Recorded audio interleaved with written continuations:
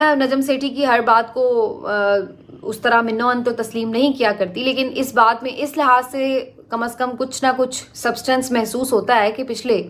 2-3 दफ़ा जब इमरान खान साहब के फैमिली मेम्बर्स उनसे मिले हैं तो उसके बाद उन्होंने भी बाहर आकर ये बात की है कि ये भले मिलिट्री कोर्ट में मेरा ट्रायल करें या कुछ भी करें, मैं डील नहीं करूँगा। तो ये अल्फाज उन्होंने पिछले जब 1-2 मुलाकातों के बाद उनके जो बाहर आके लोगों ने मीडिया टॉक की है उन्होंने ये दोहराए हैं। तो इससे ये अंदाज़ा हो रहा है कि शायद वाकई कोई इससे करीब तर बात है जो उन तक पहुंचाई गई है, इसलिए उन्होंने ये जवाब दिया है कि मिलिट्री कोर्ट में भेजें या जो मर्जी करें, डील नहीं करूँगा, कोई समझौता नहीं करूँगा। तो इसलिए उनकी इस बात में थोड़ी वज़न, थोड़ी सदाकत महसूस होती है किसी हद तक। बहरहाल अब सारा जो वज़न है वो आ चुका है अदलिया के कंधों पर, इसलिए कि अब जो अदलिया अपना तासुर बना